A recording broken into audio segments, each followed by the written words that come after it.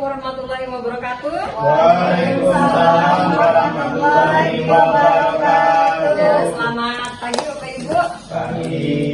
Oke, jadi sebelumnya saya mengucapkan terima kasih atas kehadiran Bapak dan Ibu di sini, di mana di acara yang diadakan oleh Guru Penggerak ini, yaitu kami mengadakan diseminasi tentang menyebarkan pemahaman dan penerapan pengalaman tentang budaya positif. Jadi kita menerapkan tentang budaya positif. Jadi di sini saya ingin menebar pemahaman tentang penerapan budaya positif yang ada di sekolahnya. Oke, adapun tujuan dari kegiatan ini yaitu menyampaikan pembelajaran dari penerapan konsep inti dari budaya positif serta pemahaman mengenai konsep inti dalam budaya positif. Jadi apa aja sih konsep inti dari budaya positif tersebut yang bisa kita tebar di sekolah gitu. Oke, kita sebelumnya sedikit Bapak Ibu. Oke, nanti yang bisa jawab dapat S ya. Oke, asal jangan mix ya, antriannya panjang. Oke, sekarang Bapak Ibu kita lihat gambar di depan. Siapa yang bisa jawab angkat tangan? Itu tobat. Ya.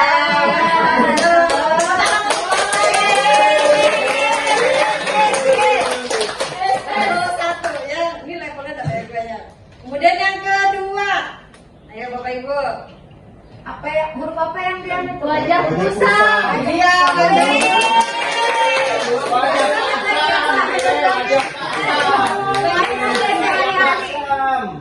Oke, sekarang Bapak Ibu. Panas gigi, Panas gigi. Iya, Pak. kacang polong.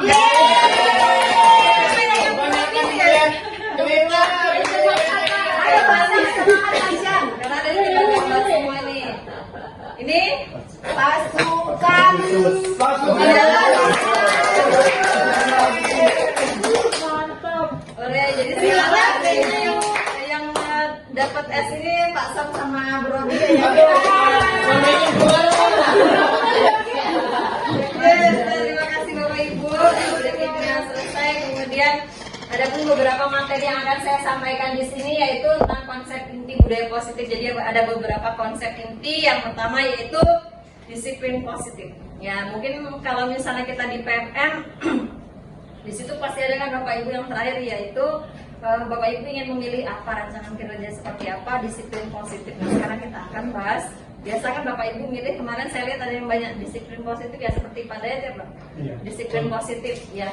Jadi di sini kita akan bahas tentang disiplin positif. Jadi apa sih yang dimaksud dengan disiplin ya? Oke, biasanya Bapak Ibu kalau saya tanya tentang disiplin, pasti hubungannya dengan apa? Aturan, boleh. Habis apa lagi? Ayo Buju, apa disiplin? Tepat waktu. Ya biasanya kita beranggapan bahwa disiplin itu adalah biasanya kita berkaitan sama aturan. Kita harus taat. Ya, jadi biasanya disiplin itu berkaitan sama kamu harus taat gitu ya. Kemudian yang kedua adalah teori motivasi, hukuman dan penghargaan dan restitusi. Jadi mungkin Bapak Ibu sering mendengar kata-kata hukuman sama penghargaan dan motivasi, tapi yang sering kita dengar, yang jarang kita dengar itu adalah restitusi. Ya, restitusi itu yang saya dengar, dan saya juga baru paham banget itu ketika mengikuti pendidikan guru penggerak ya. Baru saya tahu bahwa oh, restitusi itu seperti itu ya. Kemudian yang kedua adalah keyakinan kelas. Mungkin Bapak Ibu di sini ada yang sebagai wali kelas dan sudah buat keyakinan kelas bersama muridnya, itu sudah sangat baik banget. Kemudian yang keempat adalah kebutuhan dasar manusia. Yang kelima adalah restitusi 5 posisi kontrol, dan yang terakhir adalah restitusi dengan menggunakan segitiga restitusi. Oke, nah ini biasa tentang miskonsepsi ya, tentang yang berkaitan dengan disiplin ya. Biasanya kita kalau misalnya ada kata-kata disiplin tadi pasti ada aturan, kemudian ada apa lagi? Pasti ada aturan. Jadi dalam budaya kita makna disiplin itu dimaknai menjadi sesuatu yang dilakukan seseorang pada orang lain untuk taat ataupun patuh. Misalnya murid disiplin positif, nah kamu tidak disiplin ya, datang tertelat, nah kamu tidak disiplin ya, kenapa? Ada aturan. Jadi dia tidak mengikuti aturan, itu biasa dikatakan bahwa oh dia tidak disiplin, ya. Kemudian ketika mendengar kata disiplin, apa yang terbayang di benak Anda? Tadi Bapak Ibu bilang bahwa disiplin itu adalah aturan, taat, ya itu. Kemudian apa yang terlintas di pikiran Anda? Ya pasti berkaitan sama aturan biasanya ya. Jadi kalau di disiplin positif di sini ini adalah, jadi kebanyakan orang akan menghubungkan kata disiplin dengan tata tertib, teratur, kepatuhan pada peraturan. Jadi kata disiplin ini juga sering dihubungkan dengan hukuman. Padahal itu sungguh berbeda, karena belajar tentang disiplin positif tidak harus memberikan hukuman, tidak harus. Ya, tidak harus dengan hukuman. Justru itu adalah salah satu alternatif terakhir bila perlu. Tapi di dalam pendidikan guru penggerak ini, hukuman dan penghargaan itu sangat-sangat dijauhkan. Jadi kita tuh motivasi, jadi utamanya adalah motivasi. Jadi sangat-sangat dijauhkan. Bahkan kami tidak diperbolehkan untuk memberikan hukuman apapun, ataupun kalau penghargaan boleh, tapi itu sesekali. Jadi kenapa nanti kita akan belajar kenapa sih kok penghargaan nggak boleh? Padahal kan seharusnya senang aja gitu. Nah kalau misalnya kamu menang, tapi saya kasih uang 50.000, seharusnya bisa seperti itu. Akan tetapi ada negatifnya. Ya, negatif nanti kita akan bahas di sini. Nah, untuk disiplin positif, nah ada miskonsepsi tentang teori kontrol. Jadi teori kontrol ini berpendapat bahwa biasanya ilusi guru itu kalau kita membuat sebuah peraturan itu pasti kita bisa mengontrol dia dalam artian kamu nggak boleh telat, nanti kamu akan saya suruh apa. Jadi hukuman itu biasanya itu terjadi itu kalau misalnya kan kayak semacam tiba-tiba. Kalau misalnya yang tidak tiba-tiba, hukuman yang kita berikan secara tidak tiba-tiba namanya apa?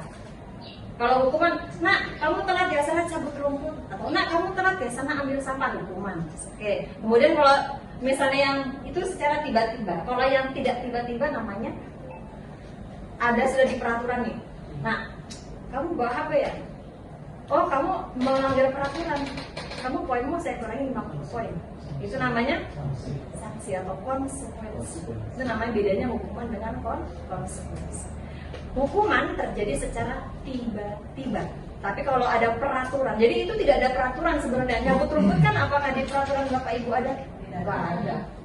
Jadi kalau misalnya ada udah di peraturan poin dan bla bla bla, itu namanya konsekuensi. Tapi mirip, sama-sama menghukum, akan tetapi yang satu ini tiba-tiba, yang satunya ada tata tertibnya, ada batasannya. Ya itu beda. Nah, ilusi bahwa semua penguatan positif efektif dan bermanfaat. Jadi kemudian ilusi bahwa kritik dan membuat rasa bersalah mampu menguatkan karakter, itu biasanya ilusi. Jadi ilusi seorang guru bahwa ketika kita bilang begini, nah cepat kamu masuk, nanti saya dimarahin kepala sekolah. Nah itu adalah ilusi bahwa mengatakan bahwa kita ini bisa mengontrol murid. Kalau misalnya saya bilang kayak gitu, kamu pasti masuk sekolah. Itu kan istilah ilusi guru bahwa kita bisa mengontrol murid. Kenyataannya si murid ini akan patuh, benar patuh, akan tetapi dia tidak menimbulkan motivasi diri. Setiap bel dia harus masuk. Jadi kalau harus ditunggu dulu, nah harus ada guru dulu nih yang gini nih, cepat kalau kita nanti dimarahin kepala sekolah. Itu adalah kontrol. Nah kontrol yang dimaksud adalah dalam hal ini kita tidak boleh memberikan kontrol yang seperti itu, tapi kita harus biasakan mereka bahwa ketika bel dia udah punya motivasi sendiri supaya dia bisa masuk kelas tanpa harus kita membuat dia merasa bersalah. Kayak misalnya, nak kamu ya, cepat sudah nak, nanti saya akan dimarahin guru lain atau apa. Itu adalah salah satu hal yang membuat teori kontrol kepada siswa yang membuat siswa merasa bersalah. Jadi itu tidak diperkenalkan di sini ya. Kemudian ilusi bahwa orang dewasa berhak memaksa. Jadi, nak cepat, kamu lagi masuk ke kelas. Nah, itu tidak boleh memaksa. Tapi kita harus memberikan semacam motivasi. Nah, kalau kamu udah telat ya. Misalnya kalau ketika ada siswa yang telat, nanti kita akan belajar di segitiga restitusi ya Bapak Ibu. Nah, ini adalah stimulus respon. Nah, di stimulus respon ini adalah teori stimulusnya adalah rangsangan ya, respon, kemudian teori kontrol. Nah, biasanya teori kontrol ini setiap orang ini kayak misalnya begini, semua orang melihat hal yang sama dalam pikiran kita. Setiap orang pun melihat hal yang sama. Misalnya ketika kita telat, ketika anak telat, hal yang sama dalam kepala kita adalah dia bersalah. dia bersalah. Tapi teori kontrolnya padahal setiap orang memiliki gambaran berbeda, kan kita nggak tahu sebenarnya dia ini telat kenapa. Nah jadi kayak misalnya di diri kita juga seperti itu. Kadang kan gini ya, kita ini misalnya telat nih datang nih ke sekolah, kemudian bla bla bla dan sebagainya, orang tidak mau tahu, oh kamu tidak disiplin, kamu sering tidak ada. Itu dalam kepala kita bahwa orang telat pasti dia salah, gitu kan, tidak disiplin. Padahal kenyataannya mungkin dia punya alasan di balik itu, kenapa dia bisa telat atau kenapa dia datang terlambat. Nah jadi teori kontrol tuh jadi kayak semacam apa ya? Nggak semua orang tuh pikirannya harus sama gitu. Jadi terkadang ada yang harus kita gali kenapa dia bisa seperti itu. Nah kemudian dalam pikiran kita juga orang lain bisa mengontrol saya, tapi yang bisa mengontrol diri kita itu adalah hanya diri kita sendiri, bukan orang lain. Nah sama kayak misalnya murid, kalau bagaimana sih caranya Bu menumbuhkan motivasi murid supaya murid itu datang on time ke sekolah, biar Bapak Ibu ini kasih peraturan poin bla bla bla potongan sampai 100 sekalipun, ketika dia tidak punya motivasi dalam dirinya, dia akan melakukan itu terus. Walaupun Bapak Ibu bilang, nah kamu nanti poinmu cepat nih habis ini, atau enggak, nanti kamu saya hukum ya, atau nanti saya suruh bersihkan semua lapangan. Hal seperti itu akan diulanginya lagi. Pasti 100% akan diulanginya lagi telat-telat terus. Kenapa? Karena motivasi dirinya belum ada. Jadi dia belum ada berkembang. Sama seperti di rumah misalnya anak saya bilang begini, nah besok kamu harus tes jus 30 sekali duduk, anak saya yang kelas 3 SD itu. Jadi saya bilang, tapi saya tidak bilang sama dia bahwa nanti ketika kamu habis murojaah jus 30 sekali duduk, nanti kamu saya kasih ini ya, enggak saya biarin dulu. Padahal kenyataannya setelah dia berhasil murojaah sekali duduk sama ustazahnya, saya bawa pergi ke masjid. Saya belikan apel dia. Jadi untuk hebatnya dia sebenarnya. Tapi saya nggak mau beritahu. Tapi ketika kita memberitahu begini, nah kamu nanti kalau misalnya kamu setoran jus 30 selesai sekali duduk sama ustazahmu, ntar saya belikan miso 5 gitu. Nah jadi motivasinya dia adalah pengen mix, bukan dari diri sendiri. Jadi kalau misalnya biarkanlah mereka ini memberikan motivasi untuk dirinya sendiri supaya mereka bisa lebih baik. Walaupun nanti ada reward juga, tetapi kita lihat dulu hasilnya seperti apa ya.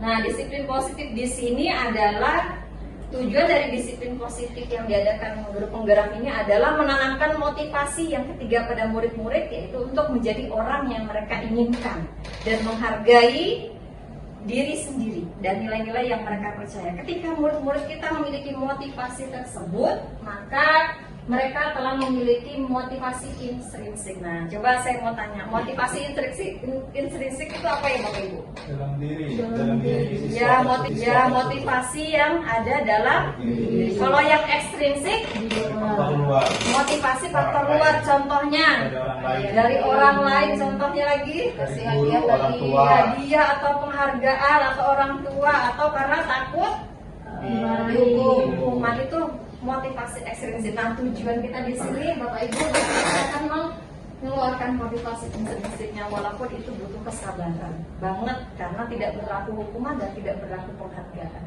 Jadi Bapak Ibu di sini PR-nya sangat besar sekali kepada siswa-siswa kita, yaitu untuk menumbuhkan motivasi intrinsik di sini. Ya, bagaimana caranya supaya itu bisa dapat tumbuh dalam diri siswa. Nah, jadi mereka akan tetap berperilaku baik. Jadi mereka akan tetap berperilaku baik tanpa kita beri hukuman atau hadiah. Nah, dan berlandaskan nilai-nilai kebajikan karena mereka ingin menjadi orang yang menjunjung tinggi nilai-nilai yang mereka hargai atau mereka percaya suatu tujuan mulia. Jadi kayak misalnya seperti ini Bapak Ibu. Jadi kemarin saya contohkan ke siswa bahwa misalnya begini, ada siswa yang mencoret-coret dinding. Kemudian kita bilang, nah sebenarnya kalau mencoret dinding itu sesuai dengan prinsip hidup kamu tidak? Tidak. Nah, prinsip seharusnya yang baik seperti apa? Seharusnya Bu kita bisa menjaga keindahan. Jadi biarkan mereka ngomong sendiri, ngasih alasan kenapa dia kok bisa mencoret dinding. Jangan langsung, kamu coret dinding, ayo sana cepat, ambil. Nanti ketika kita menumbuhkan motivasi intrinsik tersebut, ini otaknya ini akan bekerja bahwa oh ini saya salah, perbuatan saya salah, seharusnya saya menjaga keindahan tapi saya salah. Oh ya sudah, nanti habis ini saya akan menghilangkan sendiri ya Bu bekas coretan saya, itu yang dimaksud. Tanpa harus kita marahi, tanpa harus kita suruh. Ya, itu maksudnya yang motivasi intrinsik di situ. Ya. Nah, Diana Gozin dalam bukunya Reconstructed School Discipline menyatakan bahwa ada 3 motivasi perilaku manusia, yaitu untuk menghindari ketidaknyamanan atau hukuman. Jadi ini adalah contoh motivasi ya. Nah, kemudian yang kedua adalah mendapatkan imbalan atau penghargaan. Nah, kalau yang ini bagus nggak Bapak Ibu? Bagus tidak? Yang kita menghindari hukuman atau kita ingin dapatin imbalan. Bagus tidak yang ini? Kalau motivasi yang ini. Ini berasal dari intrinsik atau ekstrinsik? Itu ekstrinsik. Ekstrinsik. Karena dia menghindari hukuman, sama dia ingin ada imbalan dari luar. Nah, kemudian yang ketiga adalah untuk menjadi orang yang mereka inginkan dan menghargai diri sendiri dengan nilai-nilai yang mereka percaya. Nah, ini baru motivasi intrinsik. Jadi mereka itu berubah karena emang kemauan sendiri, bukan dari tekanan, bukan dari pressure dari manapun, bukan dari karakter orang tua, tapi diri sendiri yang harus berubah. Nah, sekarang kita berbicara tentang hukuman. Jadi hukuman itu bersifat tidak terencana atau tiba-tiba. Yang tadi saya katakan bahwa hukuman itu sifatnya tidak terencana. Jadi tiba-tiba. Misalnya, nak kamu datang telat, yang tadi kita suruh, sana kamu cabut rumput. Nah, itu hukuman. Itu terjadi secara tiba-tiba. Jadi biasanya anak itu nggak tahu bahwa si A ini, si guru ini akan memberikan hukuman cabut rumput, nggak tahu dia, kan nggak ada dalam peraturan. Atau enggak, misalnya, saya nggak tahu kalau misalnya nanti saya disuruh ngepel koridor atau apa, dia tidak tahu. Jadi hukuman itu biasanya terjadi secara tiba-tiba dan satu arah. Kenapa saya bilang satu arah? Kenapa Bapak Ibu kok satu arah? Karena tidak berefek pada siswanya mungkin. Jadi apa namanya, hukuman yang diberikan tidak ditahu sama siswa, itu yang pertama. Yang kedua, ending akhirnya tujuan dari memberikan hukuman itu siswa tidak tahu, sehingga dia akan melakukan hal yang sama. Benar sekali Bu. Jadi hukuman ini kenapa dibilang satu arah? Tadi bilang itu bahwa dikatakan bahwa siswa itu nggak tahu. Yang tahu itu cuma guru aja bahwa dia akan memberikan sebuah hukuman. Jadi namanya satu arah. Nah, jadi kalau misalnya dia konsekuensi kan dua arah tuh. Kamu tahu nih peraturannya ini, saya juga tahu. Nah, itu konsekuensi. Nah, tapi kalau misalnya tentang hukuman, ya hanya satu arah, cuma guru aja yang tahu. Nah, dan itu secara tiba-tiba. Nah, hukuman yang diberikan bisa berupa fisik maupun psikis. Bisa mau dipukul atau enggak, dengan kata-kata. Ada orang yang misalnya gini, sama kayak saya ketika melihat orang nangis, saya juga nangis gitu. Jadi kayak misalnya hukuman itu semacam kayak fisik, pukulan atau psikis yang psikis ini yang biasa agak sulit ya, karena dia akan teringat terus. Sedangkan Bapak Ibu, kalau misalnya kita ini kan anak-anak ini, anak SMA ini udah istilahnya dia mau menuju dewasa. Bapak Ibu juga terkadang kan tidak suka diteriaki, tidak suka dipukul, tidak suka dikatain dengan kata-kata yang menyakitkan hati, itu akan merusak mental mereka. Jadi bagaimana caranya Bapak Ibu kita mengubahnya? Ya kita gunakan cara-cara yang baik, sama seperti Bapak Ibu pengen kalau misalnya ketika Bapak Ibu bersalah, seharusnya ngomongnya begini, ngomongnya dua mata doang, jangan depan orang, kan senang seperti itu. Nah, sama seperti anak-anak, misalnya ketika dia melakukan kesalahan, bilang nih, kamu, kenapa kamu di situ? Nah, sana perbaiki bajumu. Panggil. Nah, perbaiki dulu bajunya, jangan lagi begitu. Nah, lebih baik yang seperti itu daripada kita permalukan dia di depan umum. Kenapa? Mentalnya kena. Sama seperti Bapak Ibu juga kan, ketika Bapak Ibu, kenapa itu? Kamu kok bajumu keluar? Nah, ditegur seperti itu kan gimana Bapak Ibu? Pasti kan tidak suka. Nah, itulah. Siswa pun seperti itu. Jadi kalau bisa nanti kita ubah pelan-pelan. Ya, karena apa? Bukan berarti saya di sini paling baik, tapi saya di sini juga sama-sama belajar. Sebelumnya saya nggak ngerti ini, dan ternyata itu mentalnya sampai sebegitunya gitu ya buruknya. Nah, murid atau anak disakiti oleh suatu perbuatan atau kata-kata. Nah, jadi bukan hanya fisik, kata-kata kita juga kita harus perhatikan baik-baik. Nah, ya apa yang saya bilang tadi, bahwa katakan bahwa ketika ada anak bersalah, kita ucapkan kata-kata yang baik. Panggil dia empat mata, pelan-pelan kita ajak ngobrol, jangan langsung di depan umum dan sebagainya. Kemudian kasih dia kata-kata yang baik. Nah, kalau cara gini bagaimana? Bagus nggak itu? Nah, seperti itu saja. Kamu nih yang matangmu di mana? Nah, kalau bisa dihindari.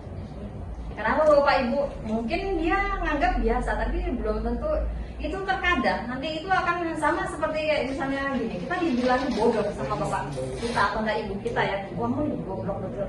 Itu terngiang sampai kita tua Bapak Ibu. Jadi itulah mereka. Ah, aku dulu dibilang goblok terus sama bapakku atau apa. Nah, itu akan terngiang terus. Nah, itulah kata-kata juga bisa membuat sebuah seperti hukuman. Nah, jadi kalau bisa kita ya berdoa, nah kamu pintar sekali akan tetapi lebih baik seperti itu ya. Kemudian konsekuensi. Nah, tadi konsekuensi sudah kita bahas bahwa konsekuensi itu pasti ada aturan. Ya, aturan ini. Jadi aturan itu sudah dibuat biasanya oleh Bapak Ibu atau dari sekolah.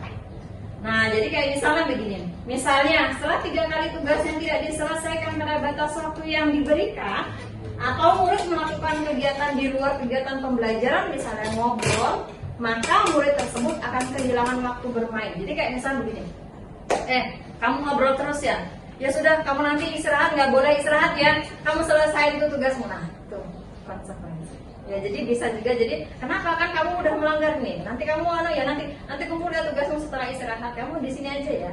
Jadi seperti itu. Jadi tapi dia ada peraturannya, misalnya atau enggak ada keyakinan keras yang sudah kita buat. Nah, tapi di sini guru ini tidak lepas tangan. Jadi konsekuensi yang lain, guru ini tetap akan mengontrol. Nanti ketika kita kasih tahu bahwa dia, kamu nggak usah istirahat, kamu di sini aja. Ntar bapak ibu nanti akan datang lagi. Bagaimana? Tugas udah selesai belum? Nah, itu namanya konsekuensi. Jadi dia masih ada pemantauan. Tapi kalau hukuman nggak ada pemantauan, terserah kamu jadi gitu. Nah, untuk penghargaan. Nah, penghargaan ini dulu saya kira bahwa penghargaan ini, makanya sekarang mungkin kita lihat Bapak Ibu, apalagi anak saya itu nggak ada namanya ranking. Kenapa? Ranking itu gini, buat sakit hati terkadang ya. Misalnya, tapi si orang tua ini juga penasaran, saya juga begitu. Berapa sih ranking anak saya? Biasa saya juga ngomong begitu. Kenapa? Kayak kita ingin tahu bahwa dia ini tingkat pemahaman dia semana gitu. Tapi akan tetapi seperti ini Bapak Ibu, terkadang anak yang kita anggap misalnya yang kecil ini dia bodoh, dia tuh bisa berubah berapa tahun kemudian. Bukan berarti nanti ini anak bodoh entar bodoh. Jadi bodoh itu bukan hitungannya bukan karena rapor. Misalnya dia punya kelebihan akademik, tapi dia yang bagian non akademiknya punya kelebihan, itu tidak boleh. Jadi semuanya itu pintar. Jadi nggak ada yang bodoh. Jadi penghargaan itu, pemberian penghargaan itu misalnya begini. Ketika kita menang sesuatu, misalnya ketika anak tersebut kita bilang, nak kamu kalau ranking 1 udah beliin ya, tak kasih uang 200.000. Jadi dia tuh motivasi pengen ranking 1 tuh cuma kan anak aku udah kasih uang 200.000, ntar tabunganku makin banyak gitu. Jadi akhirnya dia setiap melakukan sesuatu mintanya apa? Ada penghargaan terus. Jadi akhirnya dia melakukan sesuatu bukan karena motivasi dirinya, karena dia pengen lebih baik, pengen jadi yang terbaik gitu, tidak ya. Nah, kemudian memberikan penghargaan dan hukuman adalah hal yang sama, karena keduanya mencoba mengendalikan perilaku seseorang. Jadi kita kan kayak misalnya Bapak Ibu di rumah kayak misalnya ingin mengendalikan dia bahwa dia harus selalu jadi anak yang baik. Dia harus pintar terus. Jadi ketika dia dapat nilai 60, kita udah marah. Kenapa kamu kok dapat nilai 60? Padahal itu udah kemampuannya dia. Mungkin dia dapat nilai 60 alasannya karena apa gitu. Nah, karena orang pada dasarnya tidak suka dikendalikan dalam jangka waktu yang lama, penghargaan akan terlihat sebagai hukuman. Jadi dia kan orang nggak suka kalau misalnya dikendalikan dalam waktu yang lama. Kemudian restitusi. Nah, restitusi di sini adalah proses menciptakan kondisi bagi murid untuk memperbaiki kesalahan mereka sehingga mereka bisa kembali kepada kelompok mereka dengan karakter yang lebih kuat.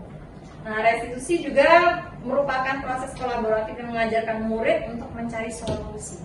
Jadi kalau ada masalah biasanya misalnya gini, dia tidur di kelas. Biasanya Bapak Ibu ngapain kalau anak tidur di kelas? Ada yang biarin, ada nggak? Ada yang biarin, ada yang biasanya kita apa? Bangunin, suruh cuci muka, ya. Habis itu ada apa lagi? Biasanya atau enggak? Misalnya kita marahin, misalnya kamu ambil sampah. Mungkin ada beberapa yang seperti itu, ya. Nah, jadi kalau restitusi itu merupakan mengajarkan murid untuk mencari solusi masalah mereka. Jadi begini Bapak Ibu. Nah, Nah jadi kan dalam kita panggil, misalnya ya, kita panggil, nah kamu kenapa? Kok sering ibu ganti? Kenapa? Kamu di rumah ngapain? Dia pasti punya alasan. Padahal bu, saya main game di rumah. Begadang. Iya, begadang bu, saya main game. Oh jadi kalau misalnya sekarang ibu tanya, kalau misalnya bergadang itu main game itu ada nggak manfaat pendidikan? Oh nggak ada, tapi pasti akan bilang begitu. Kemudian kalau misalnya seperti itu, apakah ini ngefek terhadap pembelajaran kamu? Iya bu, saya jadi ngantuk bu kalau misalnya di sekolah. Nanti baik nggak itu untuk prestasi kamu? Tidak. Nah, nanti kemudian kita tanyakan lagi. Jadi seharusnya seperti apa? Jadi jangan kita ajarin, seharusnya kamu nggak boleh, nggak usah. Kita pancing dia aja supaya dia sendiri sadar sendiri gitu. Jadi seharusnya sebaiknya seperti apa? Ya sebaiknya saya tunggu ya harus tidur tepat waktu. Kemudian saya tidak main game lagi sampai malam. Nah itu yang seharusnya kita temukan motivasi intrinsik. Ya. Jadi yang seharusnya seperti itu. Jadi jangan langsung marah-marah karena tidak berlaku di pendidikan guru penggeraknya dan seharusnya memang seperti itu. Karena anak dulu sama sekarang ini berbeda Bapak Ibu. Kalau dulu kita biasanya kalau udah hafal perkara disuruh apa Bapak Ibu? Angkat kaki. Pasang pernah nggak ngerasain ini? Nggak pernah. Oh, saya masih pernah ya Bapak Ibu. Jadi kalau misalnya kuku panjang, jejer semua, jejer. Kok, satu dipukul. Lalu itu, ayo kamu udah hafal perkalian. Angkat kaki satu. Jadi masih ada seperti itu. Itu dulu. Tapi akan tetapi sekarang makanya banyak kasusnya. Sekarang itu jadi kemarin itu saya menemukan sebuah kasus di itu di daerah Biduk ya. Jadi beliau ini adalah seorang guru dan guru tersebut menegur siswa. Tegurannya gini. Nah, kamu kenapa itu? Kok alismu di apa namanya Bapak Ibu tuh ya? Oh, di garis itu di apa namanya? Cukur apa itu namanya? Stek apanya di anu gitu lah di takor dia. Ya. Habis itu kemudian guru tersebut manggil kan itu anak. Akhirnya apa? Kamu udah sering saya lihat. Apa yang dilakukannya? Ambil cukuran, dicukur alisnya botak. Nah, kata-kata selesai, nangis saya tuan murid. Pergilah ke rumah. Nah di rumah satu kompi dibawa ya. Akhirnya orang tuanya tidak terima. Datangin itu guru bersama kepala sekolah pun datangi ke rumah siswa tersebut meminta maaf, tapi orang tuanya menolak. Jadi apa yang dilakukan? Habis juga nih alis guru. Apa yang terjadi? Apa yang terjadi Bapak Ibu? Jadi itu kayak semacam begini. Ada sisi positifnya, negatifnya. Alasannya kenapa? Itulah makanya kenapa hukuman itu jangan diberlakukan. Ini alasannya. Nah kemudian yang kedua adalah sebenarnya keduanya ada salahnya, ada benarnya ya Bapak Ibu ya. Maksudnya guru menegur dengan memberikan hukuman tersebut gitu ya. Karena mungkin ada konsekuensinya, emang di peraturan tidak boleh gitu ya. Tapi dia tidak ada konfirmasi dengan orang tua. Ya seharusnya kan kita manggil dulu Bu, anak ibunya sudah berapa kali loh Bu saya tegur. Nanti konsekuensinya seperti ini Bu. Kalau kita ada kesepakatan sama orang tua baru boleh cus tindakan. Kalau belum jangan coba-coba. Nanti kita nanti ya. Jadi akhirnya apa? Ya jadi ya seperti itu. Mungkin pada dia tahu tuh kasusnya ya. Jadi akhirnya ya si guru itu tersebut pun juga istilahnya harga dirinya hancur-hancurnya Bapak Ibu ya, karena ya diperlakukan seperti itu dan di depan umum ya. Jadi mental murid juga jatuh di sekolah, mental guru lebih jatuh lagi di masyarakat. Jadi itu makanya itu tidak diperlakukan. Jadi ketika kita ada siswa yang seperti itu Bapak Ibu, yang harus kita lakukan adalah memanggil siswa. Pelanggaran panggil orang tua. Kalau enggak, ya baru kita kembali ke peraturan. Ya, jadi itu harus dihindari. Karena makanya sekarang ini kan anak disentil sedikit aja orang tua sudah ngomongnya beda sama yang dilakukan di sekolah. Ya, jadi kita juga berhati-hati karena mereka juga punya undang-undang. Ya. Kemudian beralih yang kedua yaitu keyakinan kelas. Nah, sekarang saya mau tanya Bapak Ibu, apakah kita sudah buat ini di kelas masing-masing? Ada yang sudah buat Bapak Ibu? Secara lisan pernah, tapi secara tertulis. Nah, jadi Saya biasanya pernah, Bu, melakukan Iya. secara tertulis, tapi ujung-ujungnya kurang terkontrol gitu Bu. kurang terkontrol. Maksudnya kan tidak boleh tidur dalam kelas misalnya kan ternyata ada yang Iya, tidur, Pak. jadi Benar. masih melanggar gitu. Masih melanggar. Jadi seperti ini Bapak Ibu, keyakinan kelas itu kan biasanya kan kita persetujuan ya Iya. sama si murid sama guru. Nah sama ajaran sebenarnya restitusi ini adalah baik sekali kita ajarkan di sekolah sama di rumah. Di rumah itu kita bisa ajarkan ke anak-anak. Jadi anak-anak kita sendiri. Jadi kayak misalnya begini, kata tidak itu kan dilarang, ya. Jadi kayak misalnya begini, nak, kamu jangan mainan kompor. Apa yang dilakukan si anak? Ntar besok itu lagi dah. Kenapa sih bunda ini kok ngelarang jangannya? Jangannya kenapa sih? Alasannya kenapa sih? Kenapa sih si kompor ini? Jadi dia tuh kayak semacam masa excited banget. Kenapa sih itu kompor kok bisa begitu? Atau enggak bisa begini? Kita ngomong kata bodoh gitu ya. Bunda ini bodoh gitu. Misalnya si anak saya ngomong bodoh gitu. Habis itu kita marahin dia. Kamu tuh gak boleh ngomong bodoh gini. Tapi yang bagusnya itu adalah kita ngomong dulu. Jadi kalau kita marah begitu, ntar biasanya ngomong bodoh lagi. Yakin dah 100%. Kenapa? Ternyata kalau saya ngomong bodoh, Bunda jadi perhatian sama saya ya, atau enggak Bunda jadi anu ya gitu. Jadi seharusnya kita ajarkan begini. Nah, bodoh itu adalah seperti ini. Kita ajarin dia pelan-pelan. Ini begini, ini begini. Sama kayak misalnya kita melarang, kamu jangan pegang kompor. Nah, kita seharusnya bilang jangan bilang katakan tidak atau jangan. Tapi kita panggil dulu, nak, ini kompor dinyalakan nih. Kemudian aja dia ngerasain dekat kompor tuh gimana rasa panasnya, oke nggak apa-apa. Jadi dia tahu bahwa ini panas. Jadi kan nanti bagaimana nak? Bunda panas ya? Ya jadi kalau misalnya ini, Arsi mau nggak dekat-dekat kompor lagi? Jadi anak saya yang kecil tuh, Arsi mau nggak dekat kompor lagi? Enggak, panas itu. Saya nyetrika nih, dia kadang kayak misalnya enggak merasa diperhatikan gitu ya, kita sibuk nyetrika, ntar kan dia dekat-dekat gitu kan, kakinya atau apa. Nanti kita tanyakan dulu, kenapa nak? Atau misalnya dia memanggil kita, Bunda, kita sibuk, entar. Tapi kita katakan dulu bahwa, entar ya nak ya, ntar kalau Bunda habis ini, nanti Bunda ngomong.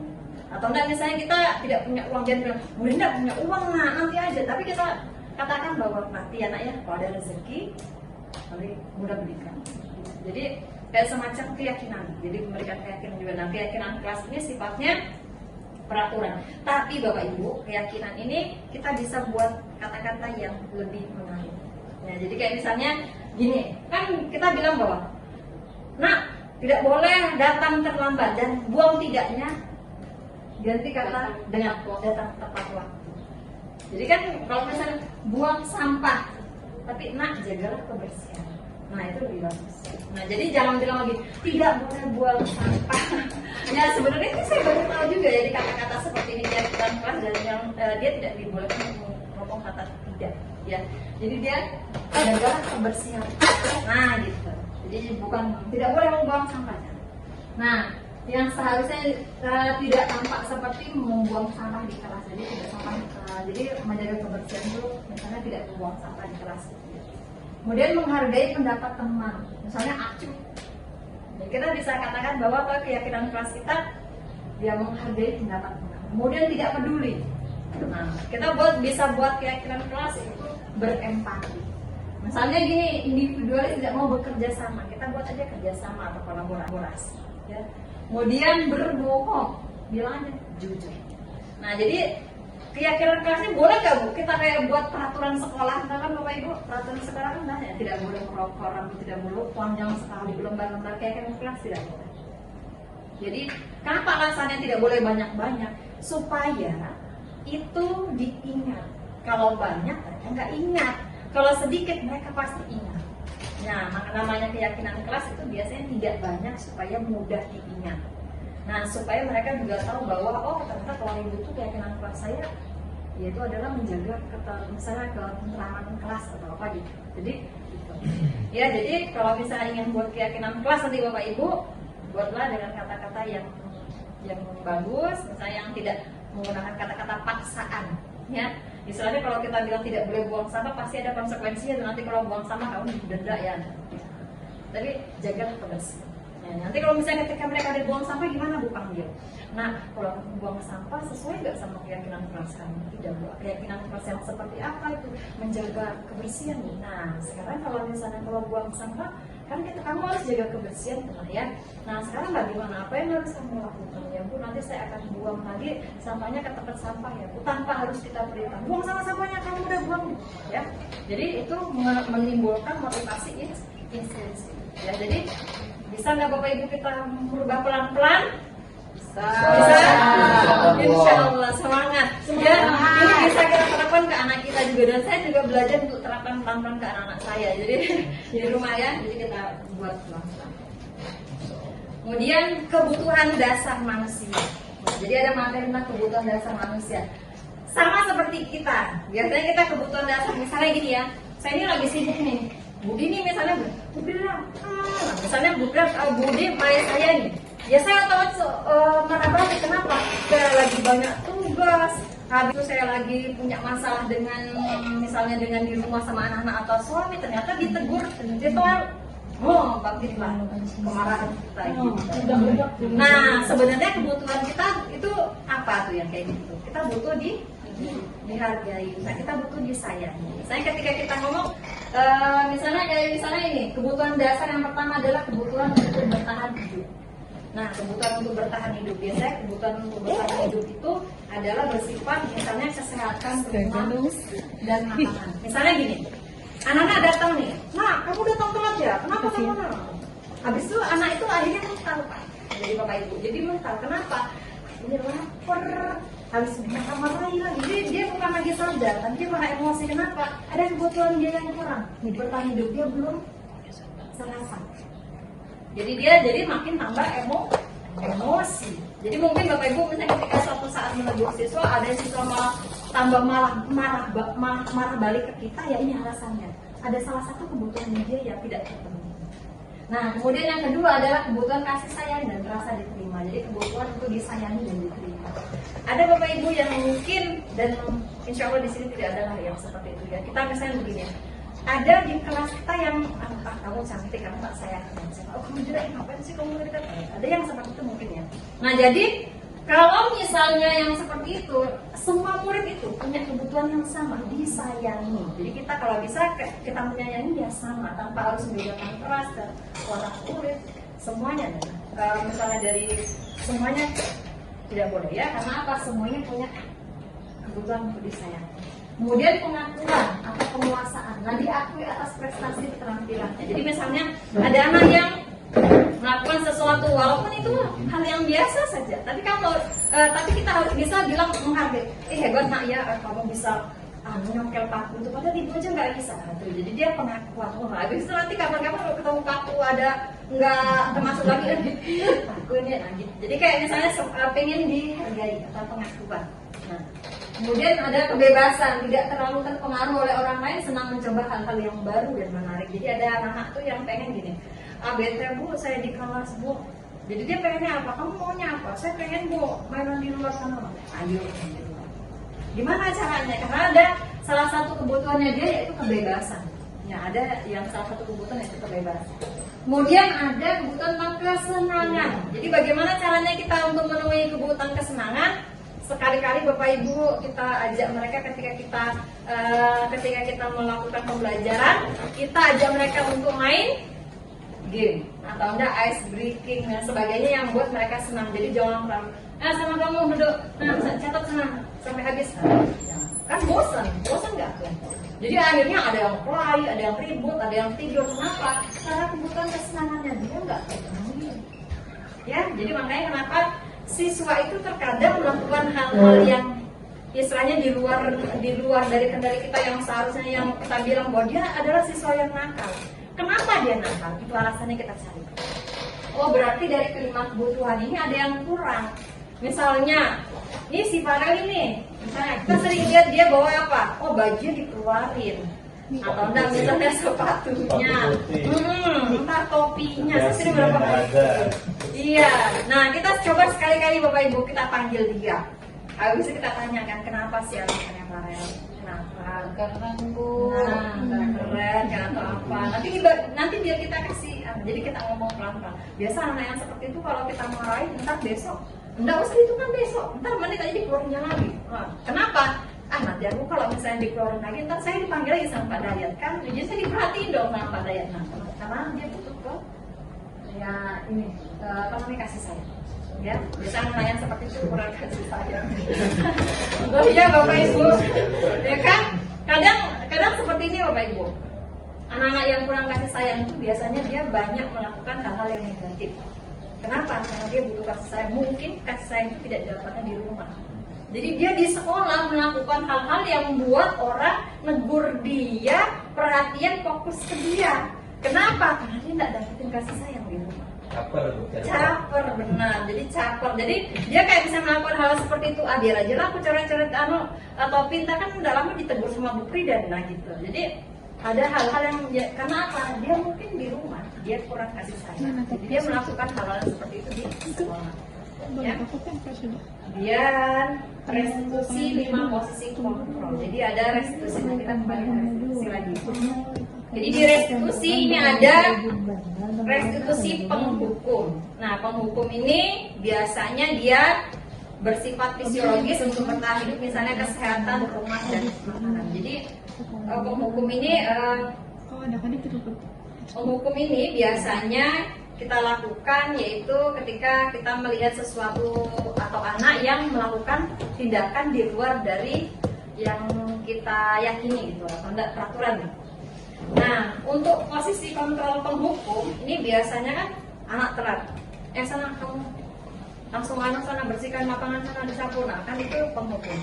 Nah, kemudian ada tipe guru yang membuat merasa bersalah. Contohnya gini. Nah, cepat barisanmu cepat-cepat diperbaiki. Itu kepala sekolah lagi marah itu cepat nah itu korban. Nanti kalau misalnya nanti ibu sebagai wali kelas kan dimarahin sama kepala sekolah. Nah, itu namanya membuat merasa bersalah. Jadi akhirnya anak itu berubah, memang dia tersusun barisannya, rapiin barisannya, akan tetapi apa?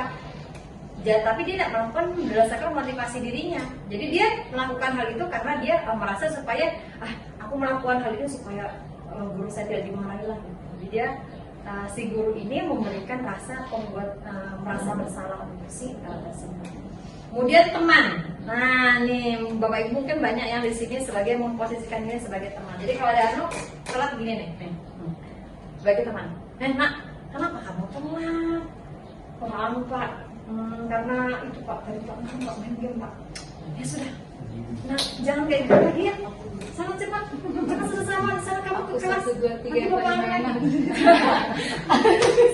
Saya pas ada materi di Bapak Ibu, saya kan kayak tampar berkali-kali nih. Ya, kenapa? Kayak gue banget ini ya. Jadi kayak begitu ya. Jadi saya merasa di situ ya kayak bisa tertampar saya nih ya. Nah, kemudian pemantau ini begini nih. Ada anak telat, jadi posisi sebagai telat semua. Jadi pemantau begini. Nah, kenapa telat? Saya Pak, beker saya nggak nyala Pak. Kan kamu tahu, kalau misalnya telat, potong poinnya berapa? Potong poinnya 5 Pak. Nah, berarti kamu melanggar peraturan nggak? Iya Pak. Nah, itu jadi pemantau ini ada kaitannya sama konsekuensi. Jadi kaitan eratnya sama konsekuensi. Jadi dia tuh kayak memberikan bagus sebenarnya, bagus. Kamu tahu kan kalau telat itu hukumannya apa? Nah, ada yang begitu. Jadi itu namanya pemantau. Nah, posisi manajernya agak sulit sekali. Kenapa? Manajer ini dia nggak langsung marah, jadi tidak ada pokoknya kata marah nggak ada nih. Buru-buru lihat disuruh sabarnya luar biasa lah, energi kita untuk sabar ya Bapak Ibu. Jadi kalau manajernya gini, nah kenapa kamu telat? Bu, saya tadi malam main game. Jadi kalau misalnya kamu main game malam-malam, akhirnya bagaimana? Ya saya jadi telat Bu. Nah sekarang kalau misalnya seperti itu nanti apa yang misalnya keyakinan apa yang kamu peroleh ketika kamu telat, jadinya kamu jadi apa? Oh jadi saya Bu melanggar keinginan diri saya, sebenarnya saya sudah mau telat Bu. Ya karena saya main game itu Bu jadi saya telat.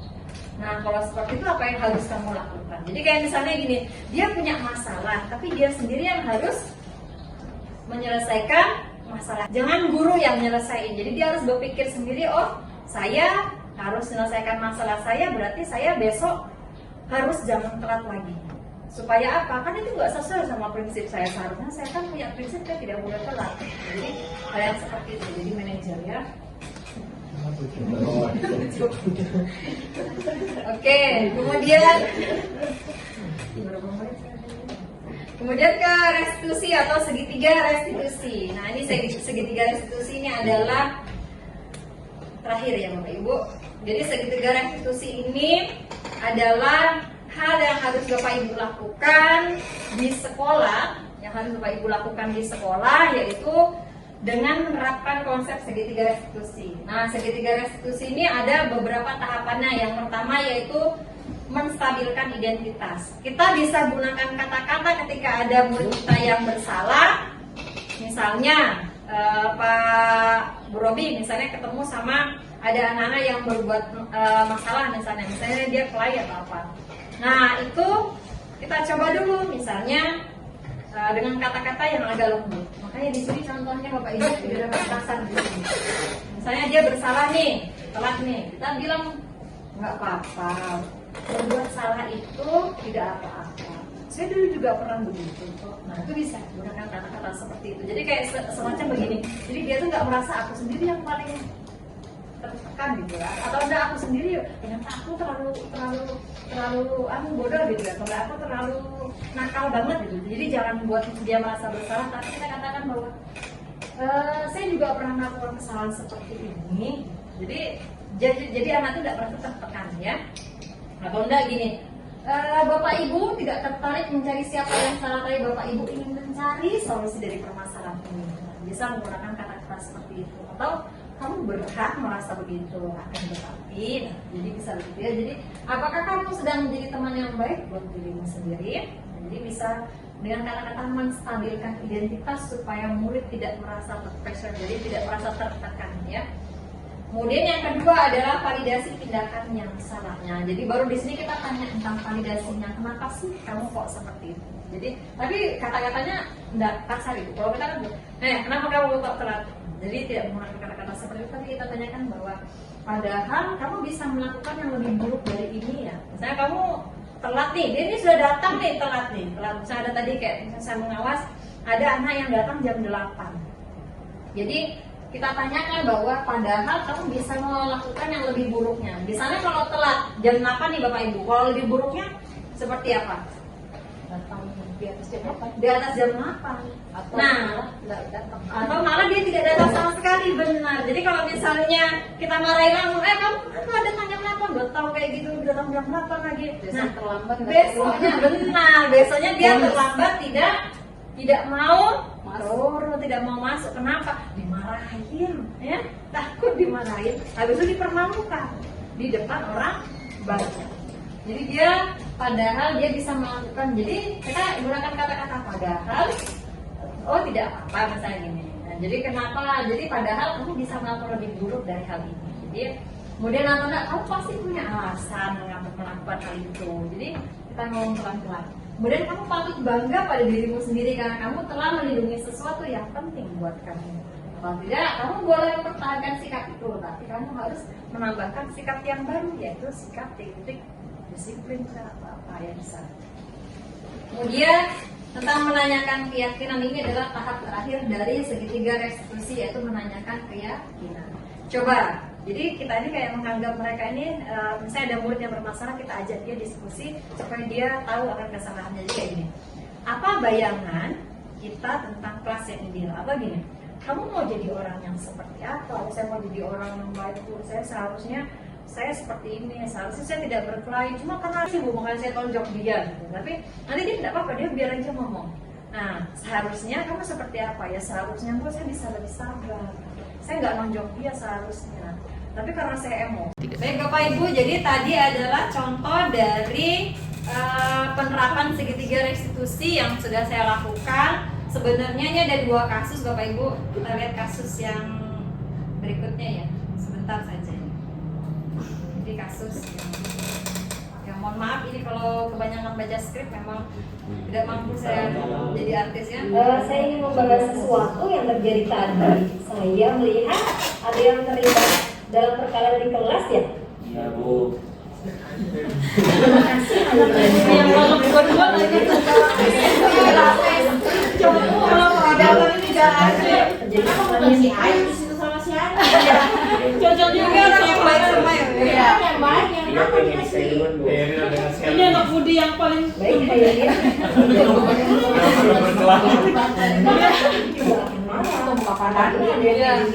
Cuma ini orang-orang yang bisa diajak Kemudian sama ya, Pak. ya. kalau si Ayu mau itu. Saya pukul aku, saya kesel banget ini sama dia. Dan sampai aja mau dia, Pak.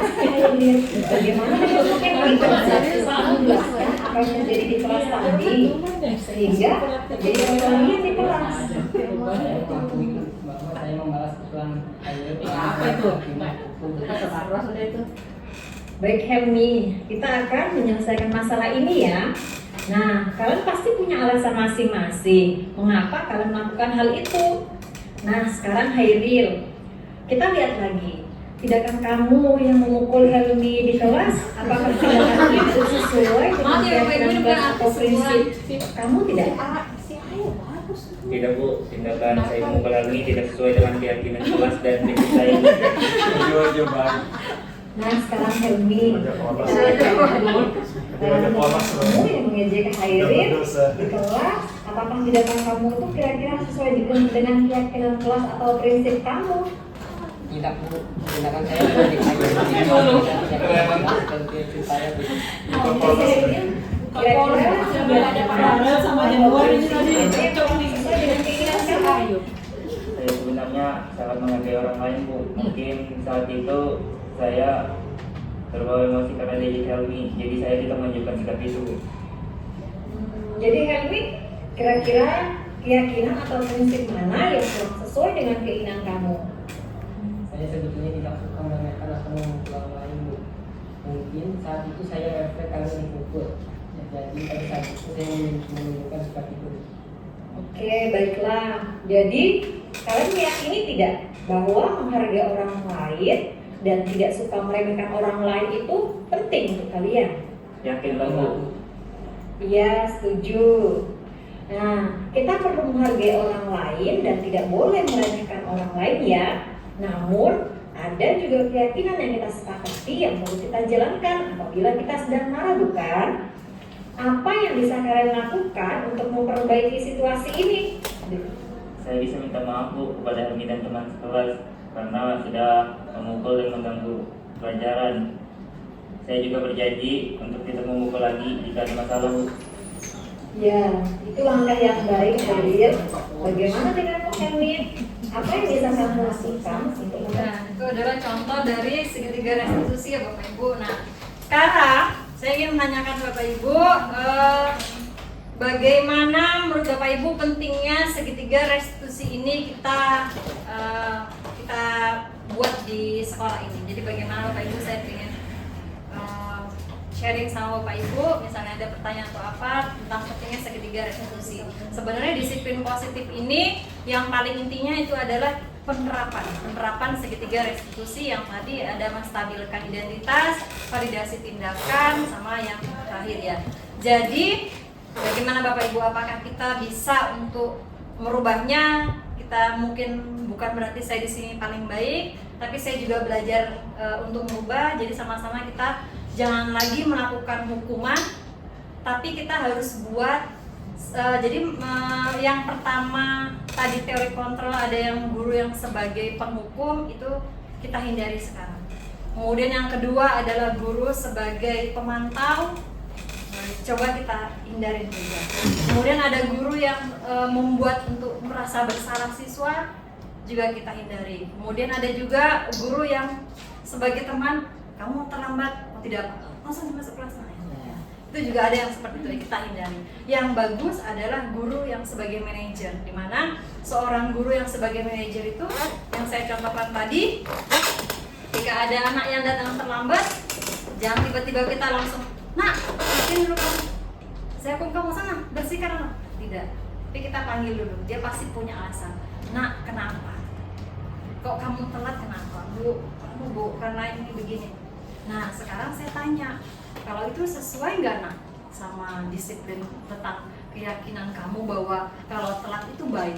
Enggak Bu, itu tidak sesuai. Nah sekarang kalau misalnya itu tidak sesuai, apa yang harus kamu lakukan? Nanti dia akan berpikir sendiri apa yang harus dilakukannya supaya dia tidak telat lagi. Jadi jangan kita buat dia bahwa kamu nggak boleh. Jadi tidak seperti itu. Jadi kita sama-sama saling bantu supaya bagaimana ini dapat terwujud ya Bapak Ibu.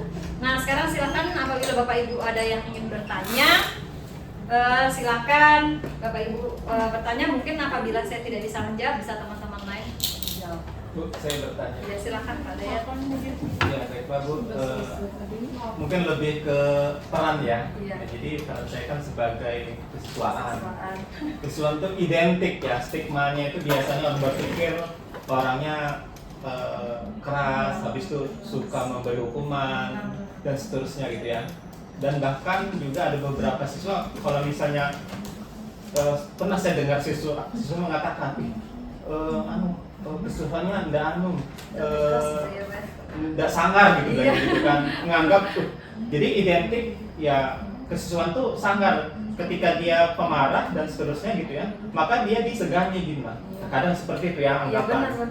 Dan juga bahwa memang ada beberapa orang tuh menghargai kita mungkin ada karena mungkin karena dia punya semacam apa ya, disegani ya, karena disegani karena dia memang dia ditakutin, bisa juga kan. Ada juga dia disegani karena wibawanya gitu kan, dia memang baik gitu kan. Tapi ada juga yang seperti terkadang tidak semua juga anak saya lihat itu ketika kita baik sama dia membaik kepada kita lagi, dia lebih ya menganggap kita ini tidak ini ya, tidak menghargai gitu. Nah Bu, itu yang dikhawatirkan. Nah apakah memang ya bagaimana sih sebenarnya cara kita untuk ya mengkondisikan siswa ini, bagaimana kita benar-benar ya kita kan mempunyai kan peran gitu ya agar mereka siswa itu bisa mendengarkan kita. Jadi itu sih Bu, lebih bagaimana merubahnya gitu lah. Berubah. Bener Bapak Ibu, jadi setiap yang biasanya kalau kesiswaan tuh biasanya harus sangar gitu Bapak Ibu ya. Berarti kalau misalnya seperti itu berarti DK ini harus sangar semua, karena DK kan yang ngurusin semua permasalahan-permasalahan tersebut ya.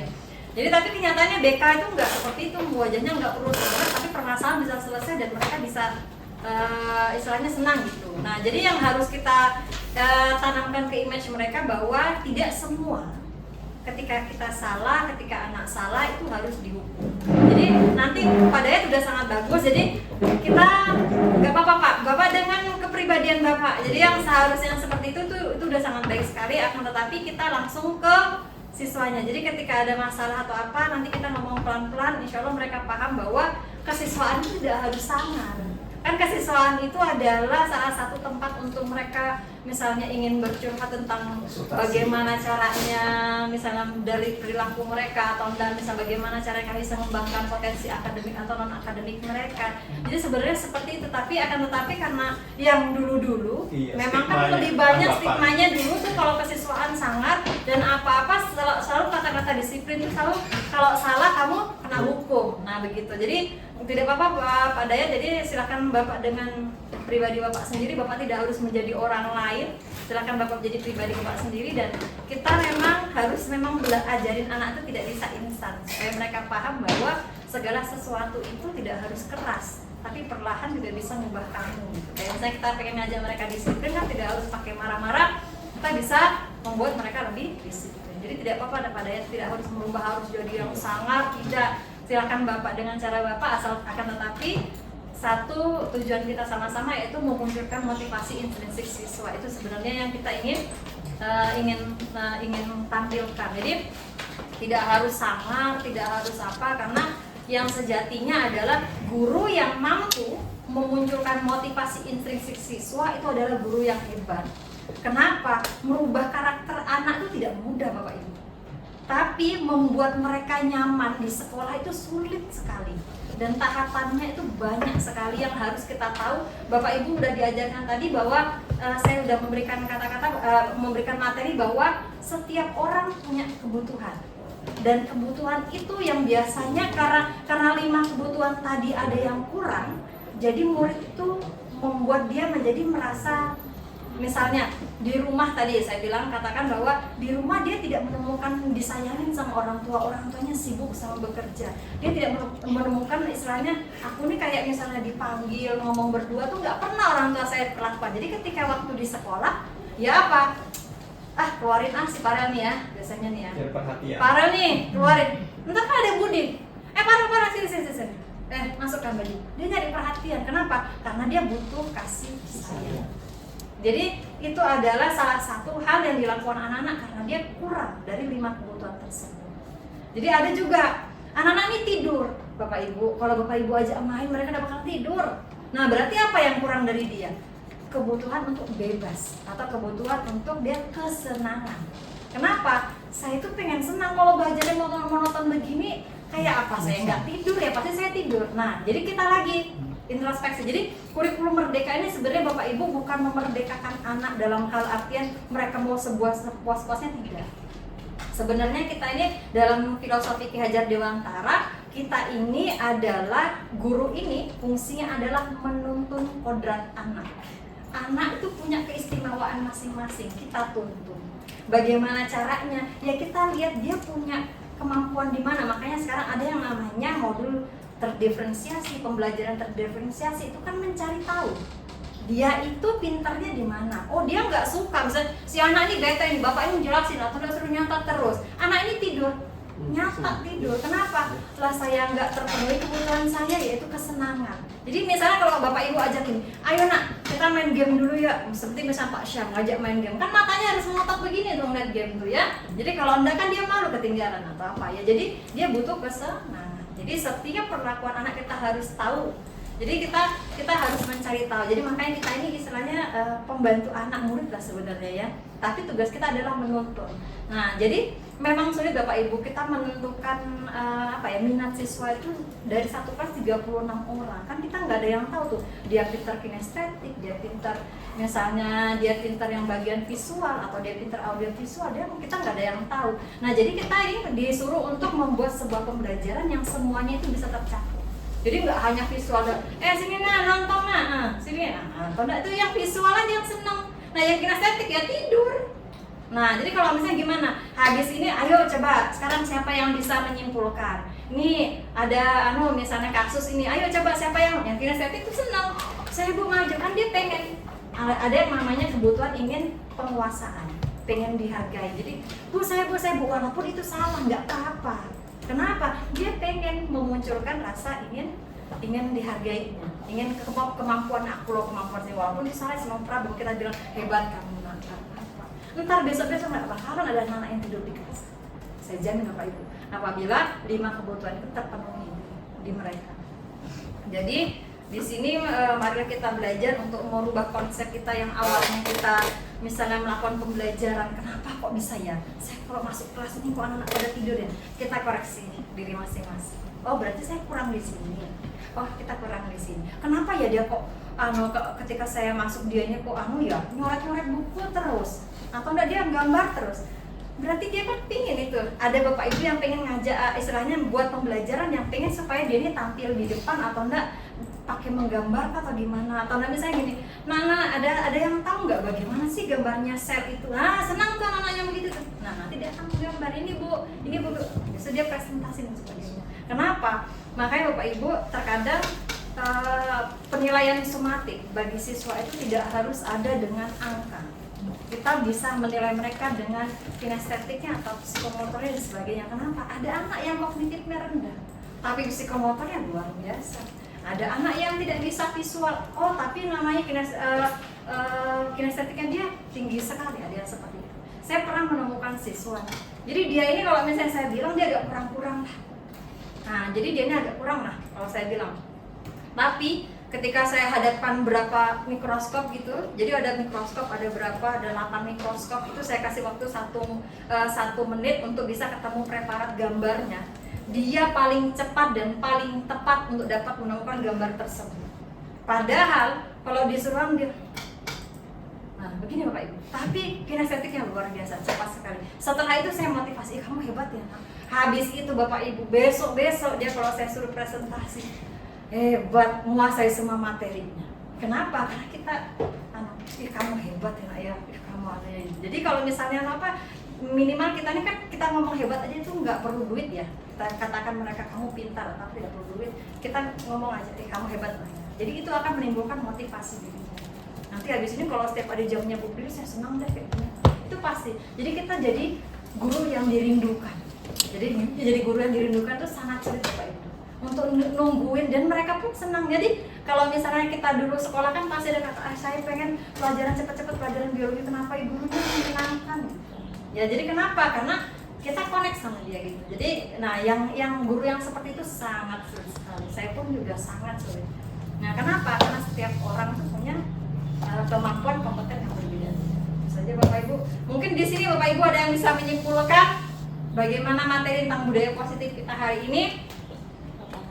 Silakan Pak Marwan. Refleksi aja ya. Iya, silakan Pak. Baik, terima kasih.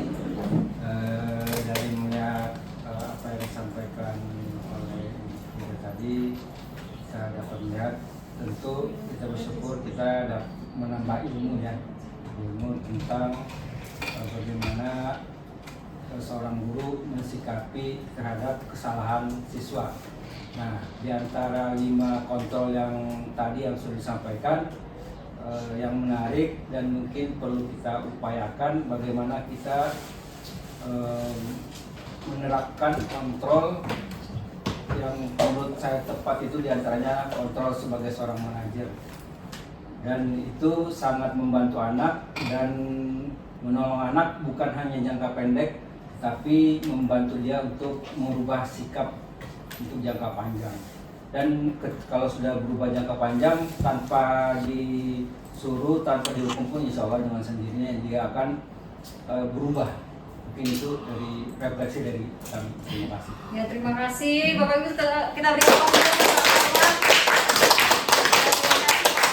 Bapak Ibu, marilah kita sama-sama untuk menjadi seorang manajer, bukan manajer bisa untuk manajer sebagian untuk diri kita sendiri, sama manajer bagi siswa kita. Jadi tidak ada yang impossible, tapi semuanya possible. Semua pasti yakin ketika kita mau berubahnya. Jadi sebelum kita menimbulkan motivasi ke siswa, kita motivasi diri kita dulu, kita pengen jadi guru seperti apa. Kalau kita udah ada niatan, kita ikhlas pergi ke kelas untuk mengajar dan sebagainya, hal yang mudah untuk mengubah siswa untuk menjadi lebih baik, itu hal yang mudah. Jadi yang pertama adalah niatannya dulu. Jadi kita niatkan bahwa ketika dari rumah pun kita harus niatkan bahwa ketika saya pergi mencari nafkah ini atau enggak saya membantu suami dan sebagainya, untuk yang perempuan sebagainya, itu karena saya ingin mendapatkan jariah. Insya Allah motivasi itu semuanya akan aman. Jadi kita juga akan ikhlas semuanya. Ya, terima kasih Bapak Ibu untuk kesempatannya hari ini. Saya juga terima kasih kepada Kepala Sekolah, Ibu Kepala Sekolah, Ibu Rama telah menyediakan waktu untuk saya bisa berbagi praktik baik dengan teman-teman. Saya tutup. Assalamualaikum warahmatullahi wabarakatuh. Selamat siang. Waalaikumsalam warahmatullahi wabarakatuh.